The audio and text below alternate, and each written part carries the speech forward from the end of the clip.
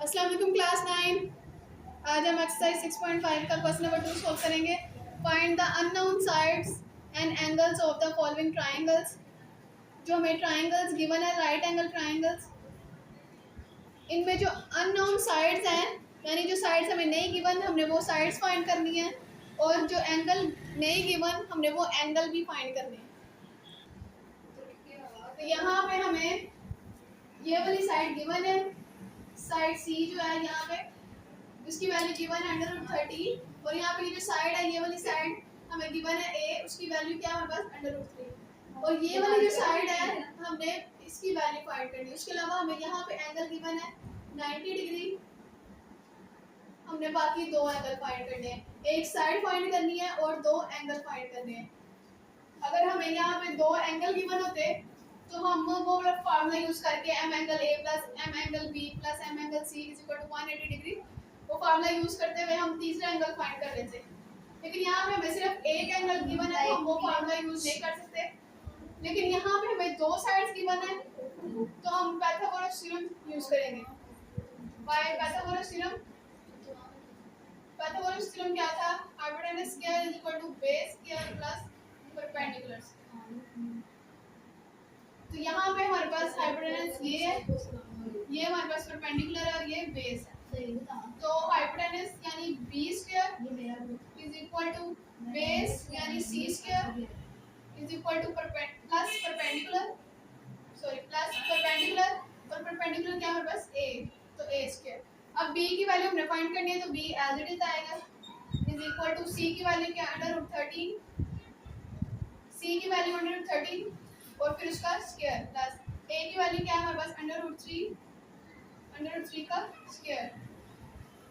B square is equal to, ये जो square है ये अंडर कैंसिल कर देगा, उसके बाद 13 प्लस 3, 13 में 3 प्लस कर देंगे 16। अब हमने बी की वैल्यू फाइंड करनी है तो हम स्क्वायर को खत्म करने के लिए दोनों तरफ अंडर रूट लेंगे, taking square root on both side, दोनों साइड पे हम स्क्वायर रूट लेंगे, दोनों तरफ हम स्क्वायर ले लेंगे, स्क्वायर रूट ले लेंगे। स्क्वायर को खत्म करने के लिए हम दोनों तरफ स्क्वायर रूट ले लेंगे, लेकिन square root on both side.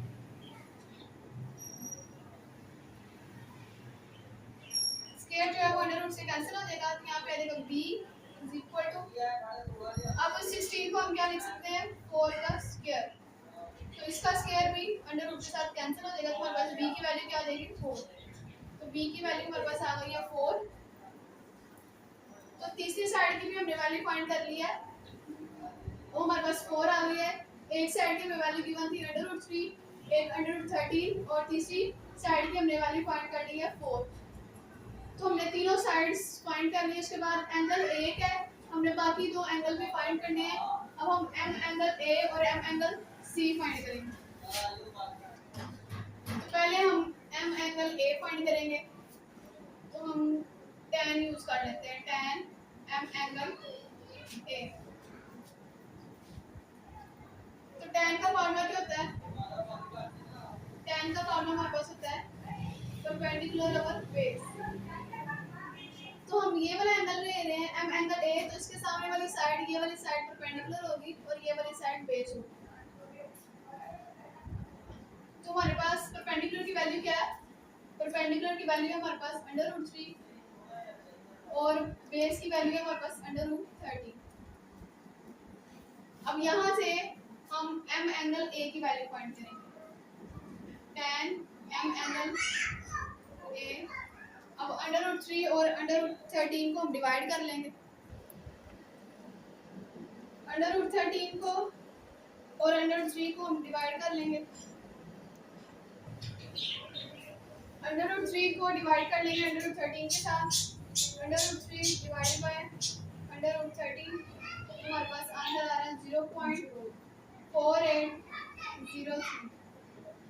तो हमने m एंगल a की वैल्यू फाइंड करनी है, तो tan को इस साइड ले आएंगे, इस साइड पे आके tan जो है वो tan इनवर्स हो जाएगा, tan inverse 0.4803।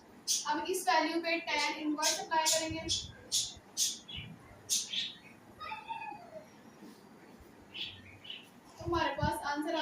Angle A equal to 25.65 degree.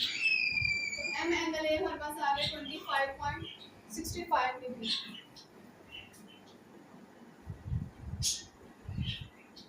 अब हमारे पास दो एंगल आ गए हैं, तो हम तीसरा एंगल फाइंड कर सकते हैं।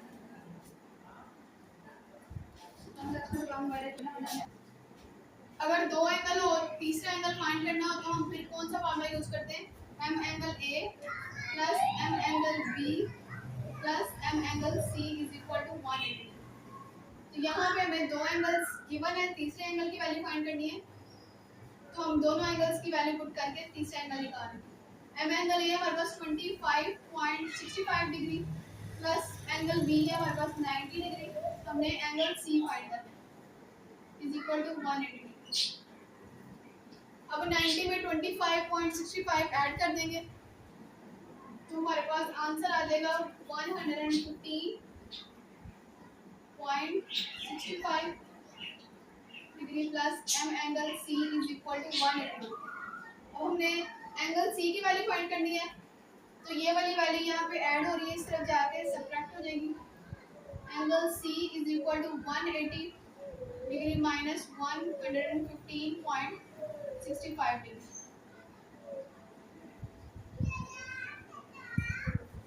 अब इन दोनों को सॉल्व कर लेंगे, तो हमारे पास आंसर आ रहा है 64.35 डिग्री।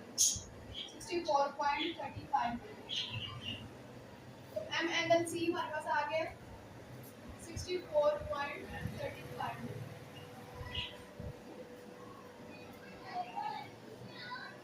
यहाँ पे हमें एक एंगल गिवन था, बाकी हमने रिमेनिंग जो टू एंगल्स थे हमने वो फाइंड करने थे, एम एंगल ए और एम एंगल सी। उसके अलावा हमें यहाँ पे दो साइड्स गिवन थी, हमने तीसरी साइड फाइंड करनी थी। अभी हमें एक एंगल गिवन है, हमने बाकी दो एंगल्स फाइंड करने हैं, और दो साइड्स गिवन है, हमने तीसरी साइड फाइंड करनी है।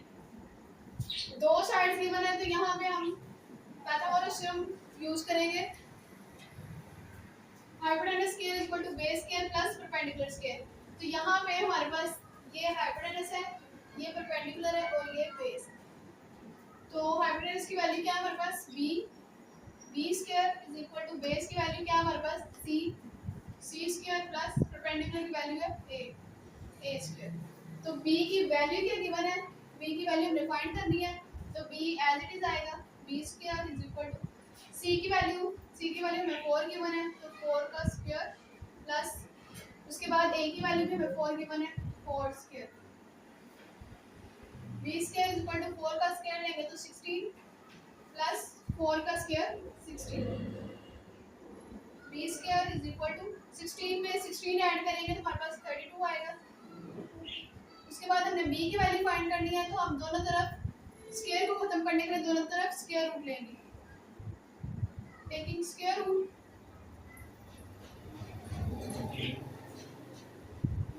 on both sides।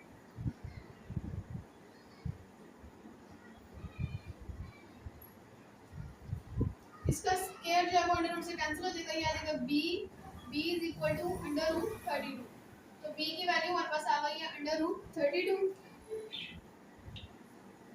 b की वैल्यू हमारे पास 32, तो हम इसको आगे भी सॉल्व कर सकते हैं। 32 का एलसीएम ले लेते हैं, 32 का 2 से सॉल्व कर लेते हैं, 2 1 था 2, यहाँ पे 1 बच गया, तो 1 हम आगे वाली वैल्यू को कैरी देंगे, तो ये तो 1 और 2 ये 12 बन जाएगा। तो 2 6 था 12, 2 8 था 16, 2 4 था 8, 2 2 था 4 और 2 1 था 2।